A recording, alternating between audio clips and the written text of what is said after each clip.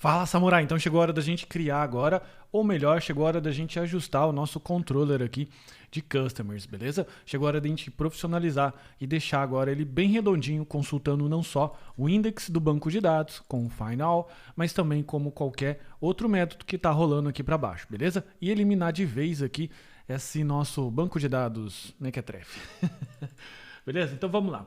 Bom, a gente vai começar a fazer um processo aqui que é de profissionalização. Então a gente vai começar a alterar alguns métodos aqui, ou melhor, alguns atributos do find all, beleza? Que são atributos que vão ajudar muito você a construir uma API profissional, beleza? Como a parte de paginação, como a parte de consulta, como a parte de busca, etc, etc, ok? Então, sem mais delongas, a gente vai começar esse processo, ok? E a primeira coisa que a gente vai começar a criar aqui são todas as variáveis que a gente vai buscar para filtro em função do require query ou os parâmetros de consulta, beleza? Esses parâmetros de consulta serão o name, e-mail, colocar aqui status, created before, created after. Eu vou explicar cada um. Updated before, updated after. E a gente tem ainda o sort, beleza? Então esses são todos os atributos que a gente vai receber do require query. Então vai funcionar assim. Imagine que eu quero buscar, por exemplo, um status, beleza? Então eu quero pegar todo find all que está com status de active. Então o que eu vou fazer? Eu vou passar lá o meu localhost 3000, ou o endereço que a sua API estiver rodando, barra status, customers, agora sim, status igual active, beleza? Então isso aqui é um dos filtros e o status aqui com igual active a gente vai receber aqui. Ou então, de repente eu quero consultar aqui, name igual a Felipe e o asterisco, que no caso seria o do like, seria a porcentagem, beleza? Ou então eu gostaria de passar, por exemplo, pega todo mundo para mim, que é create after igual a 2019, 12, sei lá. Vamos colocar aqui 2050, 2059, 12, 13, beleza? Então isso aqui são os filtros que a gente vai começar a compor. Ainda a gente precisa especificar mais outros dois filtros opcionais, que é o filtro de página e limite, beleza? Então vamos lá. Eu vou colocar então aqui agora const page e limit para a gente poder começar com o pé direito. Então a página é para fazer a paginação e o limit é para poder fazer o limite. Então, de novo, eu tenho meu exemplo aqui, localhost 3000 customers, e eu vou colocar aqui, por exemplo, page 2 and limit 25. Então vamos supor que eu, por exemplo, tenha 250 registros. Registros, que isso equivale a 10 páginas, beleza? E aqui eu quero, por exemplo, na página 2. E aqui seria equivalente do 25 ao registro 50, tá bom? Então, isso aqui basicamente que é a paginação, para quem ainda não conhece. Então agora a gente tem que começar a montar o esquema de filtros que a gente vai receber aqui nos customers para a gente poder jogar aqui no find all, beleza? Então a primeira coisa que a gente vai começar é montando uma variável where aqui, que ela vai ser a variável que a gente vai começar a compor. Como assim a gente vai começar a compor? A gente vai colocar aqui if name, ok? A gente vai colocar aqui, ó, where igual. E lembrando como é que funciona o operador REST spread, beleza? Tudo que eu colocar aqui com 3 pontos, ele vai concatenar com o objeto que eu tenho aqui. Então, se eu estou filtrando, por exemplo, o name, beleza? Eu vou colocar a condição aqui dentro do where de name, ok? Então, a gente vai colocar aqui o name e aqui em cima, como que a gente vai precisar fazer? A gente vai precisar importar, ele vai precisar importar os operadores do Sequelize, ok? Então, o que a gente vai colocar aqui? A gente vai colocar o op.iLike. Ah, Felipe, mas eu não lembro, não sei quais são os operadores. Enfim, como é que eu acho isso aí? Na página do SQLize, onde a gente tem o query, ele tem toda a parte, desde o básico de query até a parte um pouco mais avançada, incluindo os operadores. Então, voltando aqui, a gente vai ver o que é o iLike. O iLike, ele é um like estilo case insensitive, ou seja, tanto faz você digitar hat, por exemplo, aqui, minúsculo com maiúsculo, ele vai casar no like, beleza? Ah, eu não sei o que é like, eu não entendo nada disso. Cara, volta lá de novo no Dominando Banco de Dados, que tem uma aula só de like, beleza? Mas só um aviso, o iLike, ele é exclusivo do Postgres, tá bom? Então, se você estiver utilizando outro banco de dados, por exemplo, o MySQL, você é um cara um pouco mais avançado, não use o iLike, beleza? Só use se você estiver utilizando o Postgres, que é o banco de dados da aula. Se você estiver utilizando outro, você pode utilizar o like, ok? Então, para a gente poder fazer esse parâmetro aqui, a gente vai colocar então operador iLike e name. E como é que funciona? Esse aqui é o nome do campo que você vai concatenar no where, beleza? Você vai colocar aqui o name, que seria o nome do campo, você vai colocar qual operador que você quer usar, 2 pontos, o valor que você capturou aqui de cima do parâmetro, ok? Agora a gente vai para o próximo parâmetro. Eu vou copiar e colar aqui, que é o e-mail, ok? O e-mail também eu vou fazer com iLike, ok? A gente tem o próximo aqui, que é o status, beleza? O status já a gente vai fazer com in. Vamos voltar aqui e olhar o operador in. O operador in, então, ele aceita um array, beleza? Por quê? Porque o enumerador, eles são status pré-definidos. Então, eu posso colocar aqui, por exemplo, no lugar de 1 o active e no lugar de 2 o archived. Eu quero, então, esses dois. Ou então eu posso colocar somente o active. Então, como é que ficaria? Por exemplo, nesse caso aqui, eu poderia passar, só para ilustrar aqui e ficar mais claro, eu poderia colocar, aqui eu vou colocar o in, e esse status poderia ser active, beleza? Então, nesse caso aqui, ele vai rodar somente quando tiver o active, mas também eu posso passar o archived, beleza? Ou então só archived. É que só tem 2 status, né? Então, 2 possíveis valores de status. Porque tivesse 3, esse exemplo ia ficar melhor ainda. Então, se o status estiver definido, então tem um if aqui definido, eu vou acrescentar no meu where o operador in nesse status. Só que, para o status ser mais interessante, eu poderia passar assim, localhost 2.3000 /customers, e aqui a gente vai colocar status. E como é que eu passo, né, o status igual active e archived? Eu posso passar na URL com vírgula, beleza? Só que se eu colocar isso aqui nessa variável, o que vai acontecer? Ele não tem esse status, archived, vírgula, active, vírgula, archived. Eu tenho sim, archived e actived. Então, o que eu preciso fazer? Eu preciso explodir, né? Eu preciso splitar isso aqui, separando por vírgula. Então, o que o JavaScript vai fazer? Vai transformar esse valor que está aqui, chegando no status, beleza? Ele vai transformar, então, num array disso aqui. Beleza? Então, isso que o split vai fazer. Ok? Só que ainda isso não é o suficiente, porque o Postgres ele aceita somente os enumeradores com case sensitive. Então eu tenho que tornar aqui maiúsculo. E para isso eu vou rodar um método map aqui.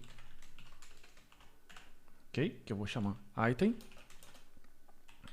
Item.toUpperCase. Então esse método aqui, o que ele faz? Daí para cada posição desse array, que vão ser, por exemplo, active e archived, ele vai transformar para uppercase. Daí não importa o que o nosso usuário passar. Se ele passar minúsculo, se ele passar maiúsculo, a gente não vai se importar muito. Beleza? A gente vai fazer ainda mais alguns filtros, beleza? Só que o que a gente vai fazer? Eu vou preparar primeiro esses filtros básicos, que seria ainda o created at, que seria o created before, ok? Que a gente vai colocar aqui, que seria o created at, que ele seria, por exemplo, o GTE. O que é o GTE? O GTE é o Great 10 or Equal, beleza? Então a gente vai ser o maior ou igual. Então a data, quando eu tiver o created before, ele tem que ser GTE Great 10 or Equal, beleza? Do que?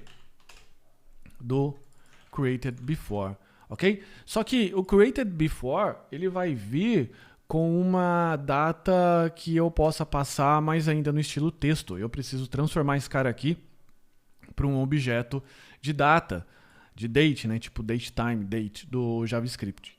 Só que eu não consigo fazer isso aqui de uma forma nativa. E tem uma biblioteca que vai nos ajudar muito, que é a biblioteca DateFNS, beleza? A gente não tem isso ainda no nosso projeto, então a gente vai acrescentar essa biblioteca e a gente vai chamar então, ou melhor, nós vamos importar um método chamado parseISO. Esse método aqui, ele é um método que ele vai possibilitar a gente ler datas e transformar para objetos. Então a gente vai colocar aqui parseISO e a gente vai deixar ele então lendo uma string e transformando em data. A gente agora precisa trabalhar com o próximo, que é o created after, beleza? Então aqui é o LTE, que é o lower than or equal, beleza? E ainda a gente precisa trabalhar com update. Aí eu vou copiar esses dois ifs aqui, que é ao invés do created, é o updated, beleza? Então updated before, updated at, que daí ele vai ser o mesmo esquema, só que pro update, beleza? Ainda, o que eu preciso fazer? Agora eu preciso trabalhar com o sort, que o sort ele vai trabalhar dessa seguinte forma. Você vê que a quantidade de filtros está aumentando. Então, se eu tiver o sort,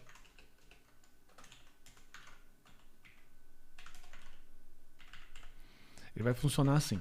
Então, o que eu posso passar no meu sort? No meu sort, eu posso passar assim, ó. 3000, sort. Sort é campos de ordenação. Eu posso colocar assim, ó, name e e-mail. Então, ele vai ordenar primeiro por name e depois por e-mail. Só que, vamos supor que eu quero ordenar pelo ID e name. E o ID, ele tem que ser desk, ou seja, é uma ordenação ao contrário, né? Então, eu preciso passar ainda, ter a possibilidade de passar com esses dois pontos, beleza? Então, o que a gente vai fazer? Agora a gente vai atribuir uma variável chamada order,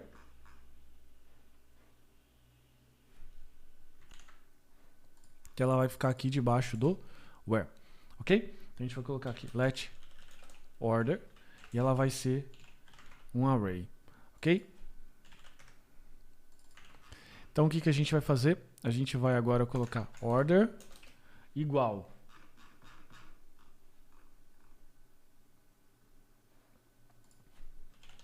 sort.split. Eu vou splitar isso daqui com vírgula, porque eu posso estar com mais de um atributo sendo ordenado, beleza? E agora a gente vai rodar um map. O map a gente vai rodar para cada item do map, mais um split, que seria com 2 pontos. Por quê? Como é que funciona a ordenação no Sequelize? A ordenação no Sequelize, só para a gente relembrar aqui, ela funciona assim. Eu passo o order, beleza? E eu passo um array, beleza? Aqui eu passo aqui o nome do campo que eu quero, por exemplo, name, e aqui eu passo desk, eu passo ASCII. Então ele vai permitir criar um múltiplo array, que eu posso colocar aqui, por exemplo, e-mail desk. Isso aqui, ou melhor, esse tratamento, ele gera essa possibilidade aqui para mim. ok? Então eu tenho aqui todo o meu where todinho montado, beleza? E o meu order montado. E agora chegou a hora da gente trabalhar aqui literalmente na etapa de filtro, né? Porque até então o find all não está recebendo parâmetro nenhum. Então o parâmetro primeiro que eu preciso receber é o where, beleza? Então eu coloco aqui where, o parâmetro where é igual à variável where, só que a gente sabe que se a gente colocar somente assim, né, como o SLint já sugeriu, ele vai encarar o nome da variável como o próprio nome do parâmetro. E ainda eu vou colocar o order, o limit e o offset. Como é que eu calculo o offset? É o limit vezes a página menos o limite. Para a gente conseguir pegar o range, porque isso daqui daria o limite, que seria 25, vezes, por exemplo, a página 10, beleza? Menos 25. Então, com isso daqui eu consigo gerar o meu offset, beleza? Para ele conseguir fazer literalmente a paginação. E agora chegou a hora, então, da gente fazer o teste de todo esse trabalho que a gente fez. Então, por isso eu vou chamar o Insônia. E eu vou aqui chamar esse cara. E eu vou chamar aqui todos os customers, beleza? No momento que a gente está trabalhando aqui, que foi até os dados que a gente inseriu na mão, eu só tenho um customer, mas já vai ser o suficiente para poder fazer essa busca, tá bom? Eu vou colocar então aqui um parâmetro de query, que eu vou fazer a busca, que eu vou colocar o name. Name, eu quero Dev Samurai. Tá vendo que ele preenche aqui sozinho pra gente. Eu dou um send e ele retornou Dev Samurai. Se eu colocar somente Dev, ele não vai retornar nada. Por que ele não retorna nada? Porque a hora que eu tenho if name, beleza? O if está sendo preenchido, eu coloco aqui o operador I like. E o I like, ele depende da porcentagem para ele poder trabalhar. Então eu preciso colocar aqui a porcentagem para ele poder fazer dev e tudo que tiver, que todo mundo chame lá, dev 123 e dev samurai, ele vai funcionar. Ok? A gente vai ver ainda o status, que daí é aquela questão que eu já havia comentado, que é o active. Então se eu colocar aqui, por exemplo, active, vai retornar 1. Archived, ele vai colocar ninguém. E se eu colocar active, archived, ele precisa retornar todo mundo que compõe esses dois critérios aqui, beleza? Como a gente tem um if aqui no caso do status, se eu não definir nada, ele nem passa por esse filtro, né? Ele nem define, ele nem cria esse where para mim. Legal? E para ficar mais claro ainda, fica mais legal se eu fizer assim. Eu colocar aqui então um console.log de where. Ok? Eu vou passar aqui, por exemplo, o status igual archived. Vou dar um send. A gente vai ver aqui que ele retornou aqui, ó, status. Então, o nosso SQL, o nosso where, ele foi montado em cima desse objeto aqui. E aqui embaixo você vai ver o SQL de busca que o SQLite está fazendo em função de todos os parâmetros que a gente passou para ele. Então aqui ele tem o where, que foi o where que a gente montou. Cadê você, where? Cadê você aqui? Where status in archived. Ele colocou o limite e o offset. Se a gente colocar mais um aqui, que é o name, dev, e com esse carinha aqui, ele montou, ele continuou. Então você veja que o nosso where ele foi um pouco maior, ele está agora um pouco mais composto, porque ele entrou no próximo if, beleza? E aqui o nosso select ele ficou um pouco mais trabalhado, com o customer name I like, beleza? E o customer status in, no status que eu passei aqui. Então você veja que com com basicamente assim, pouco código, você conseguiu fazer ótimos filtros, beleza? E eu recomendo também que você dê uma olhada num curso que a gente tem, que é o IPE Mastery, que é um curso em que um dos especialistas lá explica a possibilidade da gente criar ranges de data, que foi o caso que a gente fez aqui. A gente colocou uma data que é o created before com created after. Por isso, a gente consegue fazer, por exemplo, pegue todo mundo que foi criado entre o dia 1º de janeiro de 2000 e alguma coisa até o dia 31 de janeiro de 2000 alguma coisa, tá bom? Então, com essa possibilidade aqui, a gente cria range. Vamos ver funcionar. Então aqui, por exemplo, eu vou excluir esse carinha aqui, vou excluir esse carinha, vou dar um send. Eu sei que o created at, ele foi criado, por exemplo, no dia 2/12 de 2019. Então eu posso colocar aqui, ó, created before, ou criado antes, beleza? De 2019, 12/11, por exemplo. Apareceu. Agora eu quero que todo mundo que seja criado antes e igual o dia 19, do dia 19 para frente. Ele já não entrou na conta, porque daí, nesse caso aqui, ele está pegando todo mundo que é maior ou igual à data que eu estou passando aqui, beleza? Então você vê como a sua API já está ficando muito poderosa no sentido aqui de listagem. Ela permite que a gente crie literalmente bons filtros, tá bom? Para completar e ficar uma API melhor ainda, aqui na etapa do where, beleza? Na etapa, desculpa, do find all, se a gente voltar e lembrar, para cada customer ou para cada empresa, a gente tem contatos, tá bom? Então seria interessante, por exemplo, a gente acrescentar pelo menos o ID dos contatos que essa empresa detém. Porque daí, se eu quiser saber mais sobre esses contatos, eu posso buscar no controller, que nem está aqui ainda, vai ser a próxima aula, no controller específico, tá bom? Então, para incluir o nosso contato aqui como um atributo do tipo array na resposta, o que eu vou fazer? Eu vou colocar aqui, ó, include. Daí eu vou colocar os models que eu quero incluir, que no caso é o model contact. Ele está meio surtando aqui porque ele não está importado ainda. Attributes ID, e aqui a gente vai importar o contact.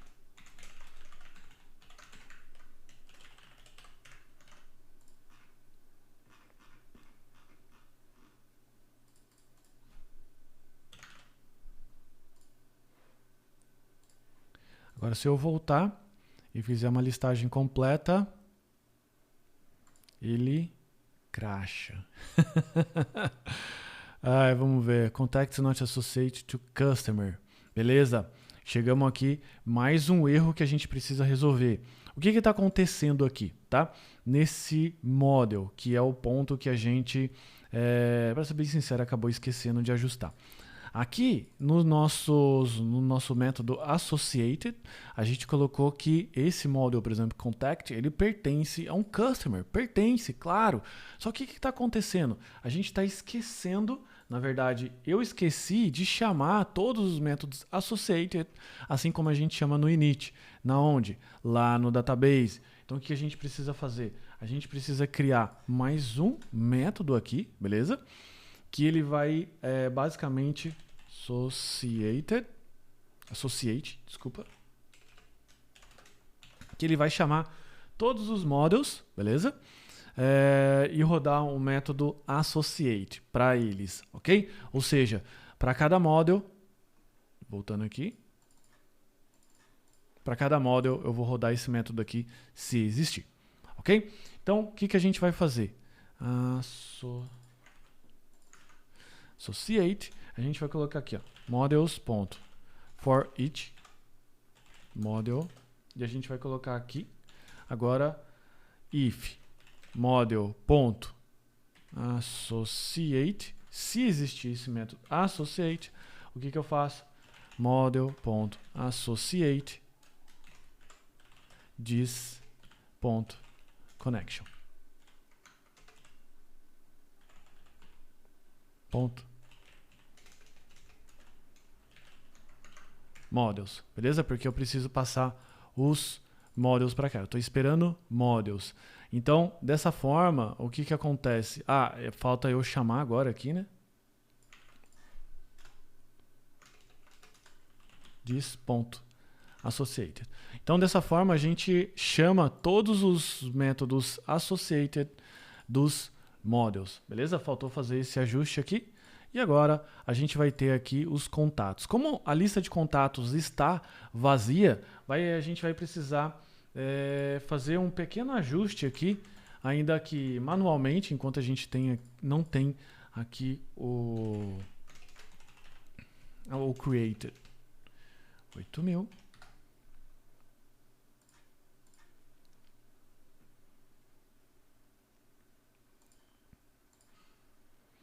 Então eu vou criar, por exemplo, aqui um contato novo. Esse aqui é o ID 1. Então, name Felipe Fontoura. Mail.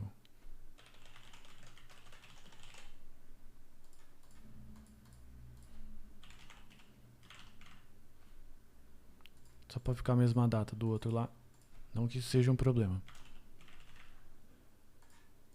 E o Customer ID 1.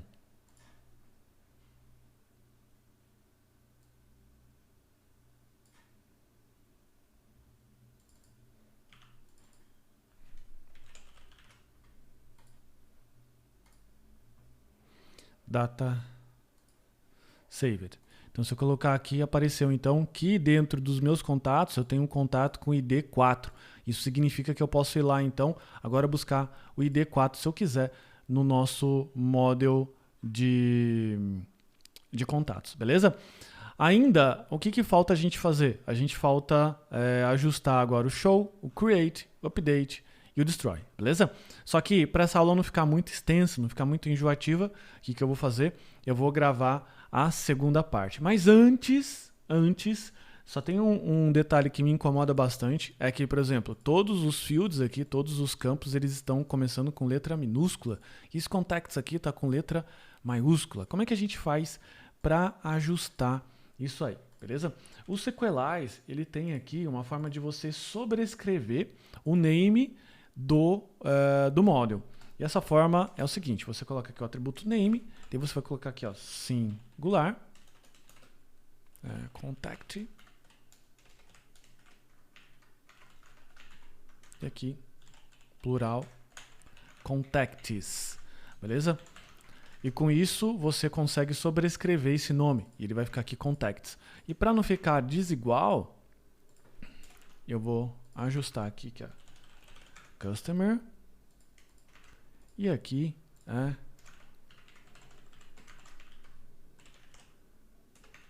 user, beleza? Então, com esse ajuste que a gente faz aqui, a gente termina de colocar e de expor esse controller. E só tem mais uma coisa, cara. Vamos colocar o status aqui, ó. Ok? Porque daí eu consigo ver todo mundo que está com contato e o status. De repente eu quero pegar só os detalhes dos contatos que estão ativos. Daí o cara que está consultando a API, ele pode decidir por isso, beleza? Então é isso. Agora na próxima parte, o que a gente vai fazer? A gente vai fazer os próximos métodos, que seria o show, create, update e o destroy, beleza? Então segue comigo.